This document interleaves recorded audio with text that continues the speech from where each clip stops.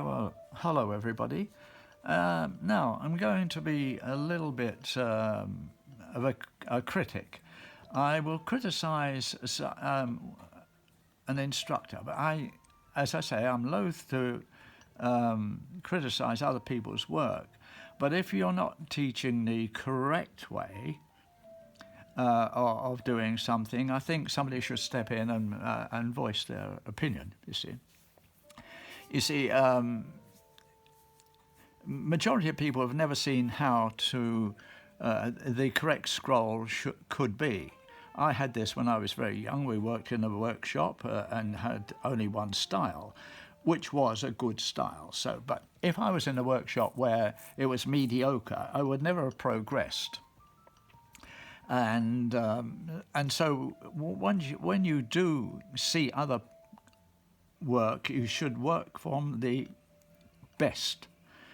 Don't start from, I'll do the easy way or something like that. You should always look at the best and try to emulate the best. That's if you're going to be a professional and you want to have good customers. I know the theory, you know, your mum, your family, and all that says, "Oh, this is a wonderful piece of work," and you praise you, because they've never seen anything, and you've done something that nobody else has done, and you come away with this opinion that you are pretty good at this type of thing. Same as with anything, dancing, you get the experts there criticizing, and the audience will say, "Oh, they're all wrong because you like the character of the person." Well, that's what I'm saying. There's nothing wrong with the character, but you will see the nuances that you'll mark up.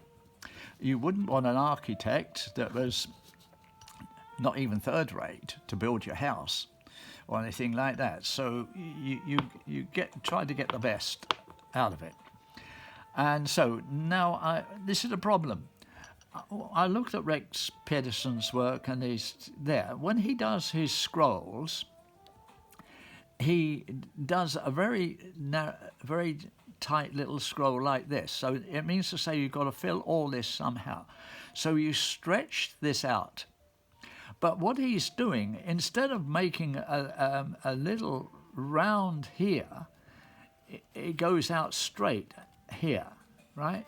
It goes out straight. And instead of it coming back into here and creating this shape on the back, okay, like that, it leaves a little hook.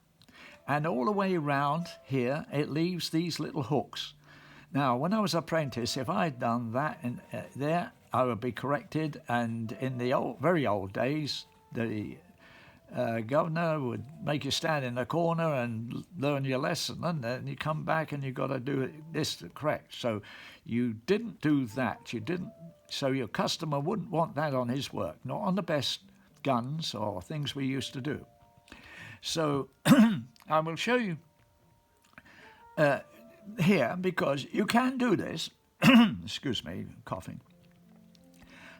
You can do this here if it's done well. Winston Churchill used to do a very long stretch, and it was exceptional. So I'll go through the process again. The phone interrupted my last video as I was started on. So I'm going through this. So now you would have, like I would say, this square. I would make a square first, okay? Then add a third on here. So you're making your brick, but it's not a real elongated brick, you see? So you do this. So now you've created this. So you're going to start, this is a seed. I'm starting upside down here. So now that's how it was, and I would have drawn like here, down here, and there, you see? Oh hell, and I'm going the wrong way around here. So there would be the seed here, and I would ignore this part here, you see? So now I would make my passageway, which is this here, around here, right? And then I would come back here, And I've still got the passageway here. You'll see my other demonstrations of how to do this scroll. So we've got this. So it's on here. So I've clipped the corners off here, off there, clipped it there, clipped it there, clipped it there. And then I will, as I say, you turn your paper or your work as you're working, because you will see it from a different angle and it will elongate and it will distort. So you have to turn your paper here, like so, and you would gradually make out your scroll. So now you've demonstrated your scroll, you see. So now, because it's got this same width around here, you haven't got much problem. All you've got to do is now fill in. So now I will go in. So here we are. This is what you want to do. You've got to, when you cut, you see, this was only one cut in the old days of doing it, you see, so it's one cut and it's a teardrop. You see the teardrop there? And then here, you will cut here, and as you go in, you will gradually put more pressure on, and so it gets us more of a teardrop there, and you bring it in here and clip this little bit here. So now you've got a head in there. So you're going to do the same thing all over again here, clip there, you come in with this one cut, and then you bring it up here and you come in here, and it will intensify there a bit. You've got this. If it leaves that there, you clip that away. So now you've got this movement going here. And see, you don't have to stretch too far. It's not stretching too far away. I'm drawing from a distance, so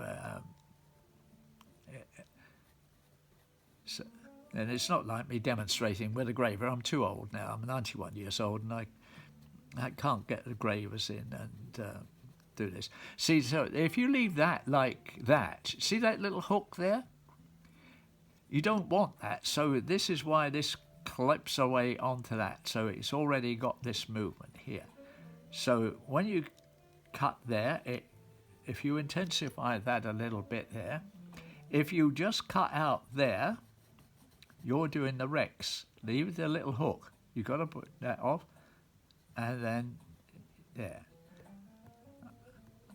As I mentioned, I'm not denigrating anybody that teaches, but you must teach the correct way. I'm sorry to say this.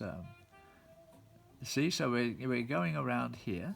Maybe you don't like this, right? You've got a choice. But if you want professionals like Sam Alfano and people that know their business, you got all the people from Weldon Lister and all the people in America that does it correct. And poor old Smithy died recently. He was superb, you see. And they knew the correct way of showing what a scroll should be like.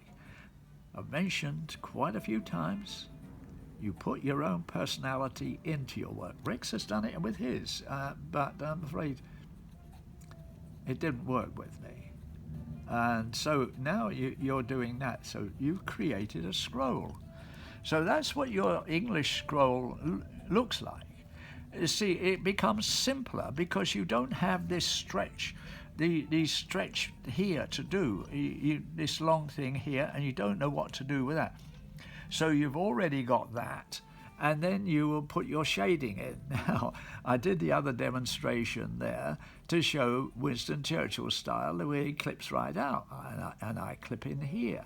And then you got the Germanic, the Italian. You just look at all these engravers in the book, the styles, and you'll see them all vary a bit. They've all got a little bit of something in them it's different. So that's what I'm teaching you there. So I will show, I put a few things down here. Now, this is my book of my past here. Okay, I'm going into here. I don't know if you can see very well. This was a demonstration, or practice plate here, with all the various gold. I was doing Damascening, but here, there, you will see. Oh, I don't know if you can see very well in this here. There's a little English scroll here. You see how small it is to this pencil, and you can see all these different. There, you see. So that's it. And then we will come to my work again here, which is on these plates. I wonder if I can get this a bit closer. Is it coming closer? Well, there we go. It's on here. Right, so there's my English scroll here. You can see here. And that's the way, this is a print taken off the guns that I used to do. You see, so if you got the top quality guns, you know, well, there we go. If you got the top quality work and you want the collectors and people to want your work, you have to produce the best. And that was always been to me, to see other people's work. Or it goes out of focus, doesn't it, when I do that? Okay then, I'll let you go for now.